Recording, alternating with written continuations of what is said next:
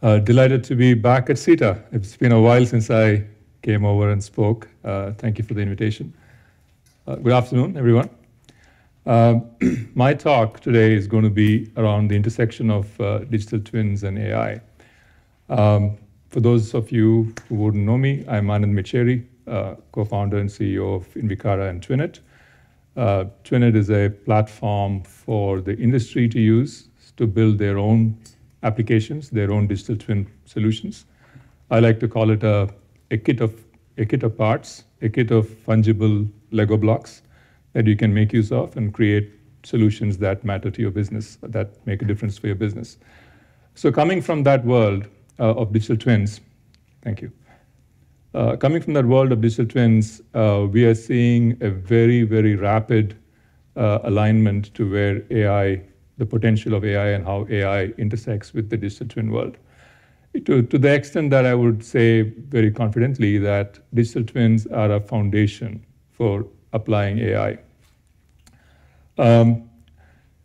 Digital twins, first of all, I think it's good to reset what digital twins can really mean to us, right?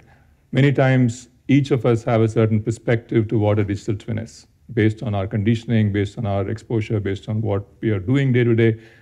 Digital twins mean something to each of us, and they're all right, because digital twins are all about use cases. They're all about solving a problem.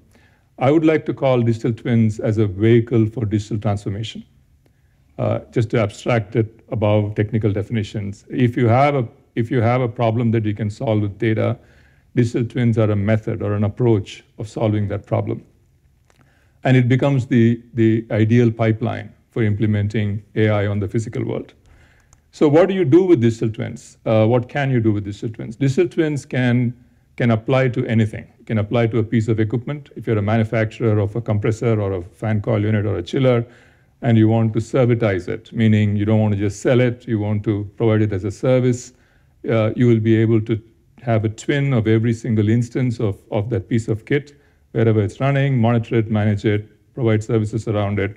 So you're creating a digital twin to drive a business model. Or it could be a digital twin of a system, like an HVAC system in a building, or it could be a system of systems. It could be a process, it could be human interactions.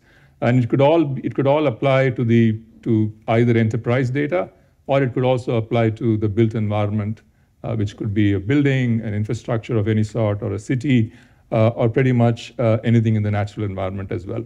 So digital twins are an approach of solving a business problem by modeling the system or the process or the human interactions associated with that. And that's the exact point. So in the built environment, you would create twins to bridge the physical digital divide and build solutions that transform outcomes for a given process. Why? Because you want to unlock your business value, whether it's revenue growth or reducing cost or improving customer engagement, or to drive sustainability goals, or to improve resilience, or whatever it may be. So digital twins can apply to literally anything that we are trying to solve using data. And IoT is an inherent part of that as well. So some of you have seen Gartner's reports around digital twins being a $380 billion market or economy in 10 years.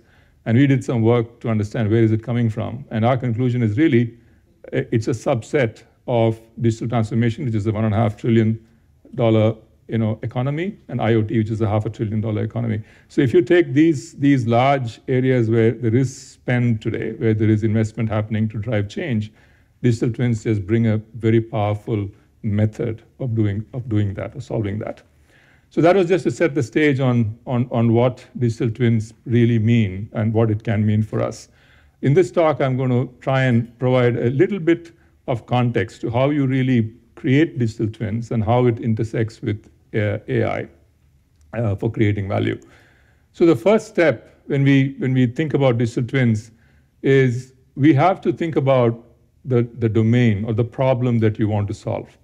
And the approach typically would be to say, I'm going to define my problem, and the problem could be construction project management, right? Or it could be asset management, or it could be something related to supply chain, or it could be something related to optimizing chemical dosing in a water treatment plant, or optimizing energy use in a certain process. Whatever may be that problem, you define that problem, you define a digital twin to represent that problem.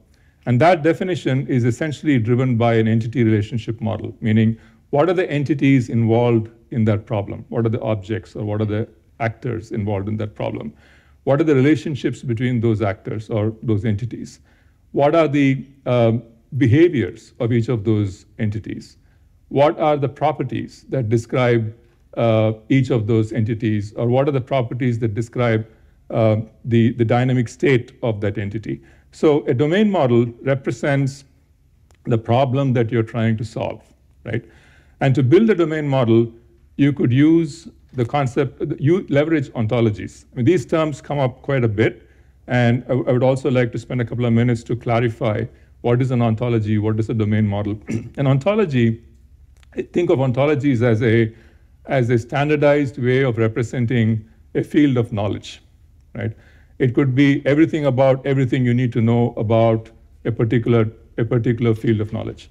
So for the common ontologies that you may have come across is BRIC. BRIC is an ontology that describes everything about a building from an operations standpoint, right? Google has developed an ontology called digital building ontologies. That's again for operating buildings. Then you have other ontologies around cities, ontologies around energy grids, ontologies for healthcare. So every one of these domains have ontologies that describe the taxonomies or the standardized language of how you call things in a certain field, and how you describe them semantically, meaning the meaning of words. What does it really mean? So, and even in the AEC environment, the built environment, we are beginning to see ontologies being created. For example, IFC has got something called IFC OWL, which is OWL is a semantic web language, or how in the web world we express a certain, the certain concepts. So IFC OWL is an ontology, and that ontology essentially describes how a building is probably made up of, how is it designed, what are the relationships between things, and so on and so on.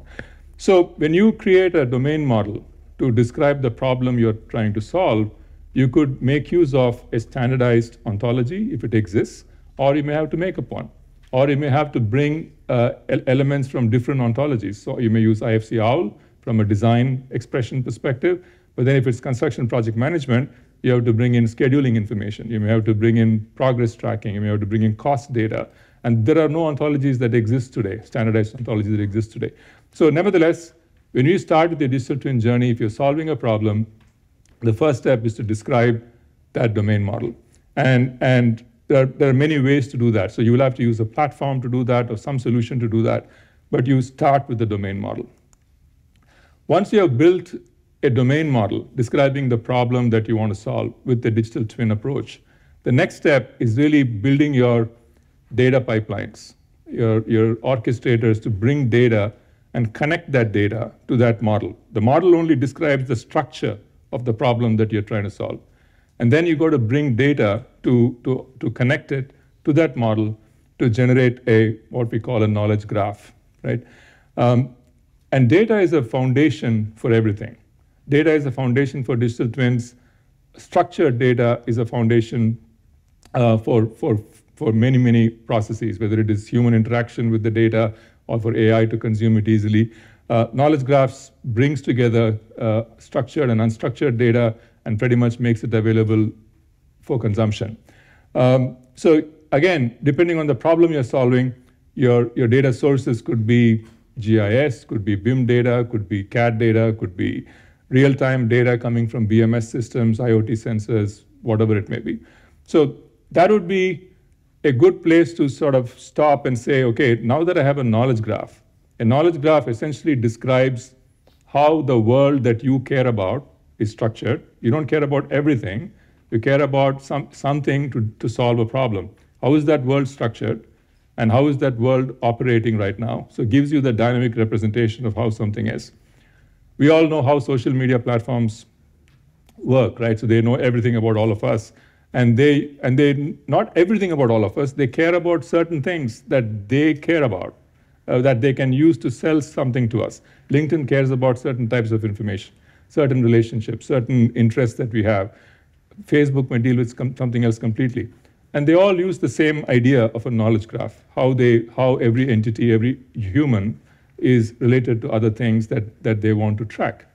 Same idea, digital twins are essentially starts with a well-defined knowledge graph of the problem. And that's just to illustrate an example of that. What you see on the left is the real estate core ontology that describes how a commercial building could be structured. Like a real estate core ontology essentially breaks down the entities as buildings, levels, rooms, zones for various services, systems that serve the zones, equipment that make up a system, and sensors that inform the performance of an equipment. So pretty much having those entities and the relationships as to what is part of what is serving what is located where, gives you the domain model to solve a particular problem. That may be leasing, that may be maintenance, that may be comfort, whatever it may be. And then, of course, Brick is much richer than that. It has a much deeper level of description. And you can then generate a graph that represents that. Or it could be a city model. That's the NGSI ontology that effectively describes various subdomains. This is not a complete representation, but if you can think about every single subdomain, whether it's parking or mobility or streetlights, environment, each of them have their own entities. Those entities have their own relationships, their own related data, and you generate a graph representation. And energy sector is another great example. And for those of you who are aware, the entire energy system is transforming from a linear to a circular system, right? The linear system was what we had, generation, transmission, distribution, and retail. It was all very clean. You have different people doing different things. And now everything is changing. There is generation happening everywhere. There are distributed energy resources on rooftops, right, with all our renewables. There are microgrids. There are multiple grid operators. And I don't know if you saw a few weeks ago, I think on a Sunday, Europe had an excess of 50 gigawatt or something like that of energy. And there are storage systems coming up in different parts of the world, including Germany, where when the grid is saying, okay, take power off, they put the power into the energy into the batteries and then pump it out later. So when you have a situation like this, a digital twin is critical because you're now looking at an understanding of every aspect of your grid, how is it performing. Each part of the grid could then provide events that others can respond to, and you can orchestrate responses to these events more effectively. So that would be another illustration of the same concepts that I described earlier as in a concept of defining a domain model. In this case, it would be describing how an energy grid is performing or how the energy grid is structured, and then based on the data that's coming in, generating a knowledge graph of how that energy grid is actually performing so people can respond to it. Now, the third step, really, once you have got your knowledge graph is a fantastic tool for AI applications. So machine learning, an example of machine learning would be predictive maintenance. We've all heard about preventive maintenance and proactive maintenance based on fault detection and diagnostics and so on.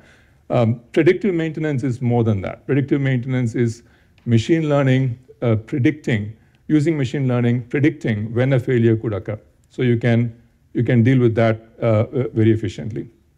Likewise, the other application of AI in digital twins is simulation, where you're able to run simulations, and there are different types of simulations. There are agent-based simulations, physics-based simulations, what-if simulators for doing analysis to optimize outcomes, and so on. So digital twins become a great foundation to drive these possibilities, either using machine learning or using AI systems for simulations.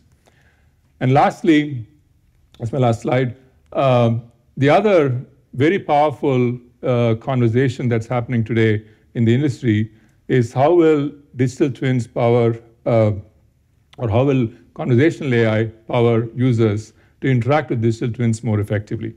And I'm finding, very interestingly, when we started this journey, I was under the impression that users may like to have conversational AI if they had a digital twin. But what I'm actually finding is the other way around. People want conversational AI, and if digital twins can power it, fantastic, I want a digital twin to be part of that. So an example of that is if I am I am a manager of a large, a maintenance manager of a utility company or an oil and gas company, or I'm a VP of operations or whatever. And I need to have data to make decisions about a capital investment that I want to make around equipment replacement or whatever it may be. Typically, when I ask a question, can someone get me information about, how much, what is the cost we have incurred in breakdowns of a certain type of equipment across our entire portfolio? What is the downtime? What is the effect on production? And so on. So there's a set of questions you need to get answered to have an informed decision, right? So generally it takes a few weeks for somebody to go away, find information from completely different systems, siloed systems. They come back with the report, and the gentleman or the lady who asked the question is probably busy with something else, not available to engage on that. And when that person does, finds that the report is not complete, goes back, comes back again. So net result, a decision that should have been made today is probably made 4 weeks from now, if at all. Maybe it just gets lost in other priorities. Now, with a digital twin approach and with conversational AI, that answer could be instantaneous. So it's not about conversational AI being a convenience. It's not just about it being another way of interacting with the software system, but actually helping in speeding up decision-making in organizations. So that picture is just to illustrate how that works in a digital twin enabled environment. So as a user, if I were to make a natural language question, so it's basically asking whatever I wanted to ask to the system, that English language question makes no sense to the software that the digital twin doesn't really know what I'm asking for, because my question has not considered so many technical concepts involved in how the data is structured, how I should make a query to get the answer. So there's somebody in the middle who has to do that job. So using a process called RAG, which is essentially retrieval augmented generation, the digital twin can effectively convert that prompt, that user's natural language question, to what you would call embeddings, it's a very detailed prompt with all the technical concepts embedded in it. And that then goes to an LLM like ChatGPT or Gemini or Llama or whatever, for it to generate a query.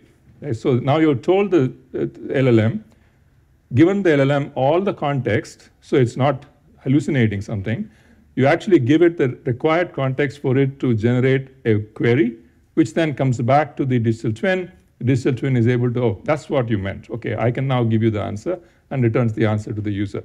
So it's not rocket science. It's, of course, the software systems that are put in place need to be able to do these things. It's easier said than done, but if it is done, the impact of this can be transformational. So digital twins, firstly, being able to bring together data from disconnected silos, modeling it. You talked about the domain model, bringing the data together from different silos, creating the knowledge graph. Put that in the hands of somebody with a natural language interface. You're really changing how organizations behave and the outcomes they generate. Thank you.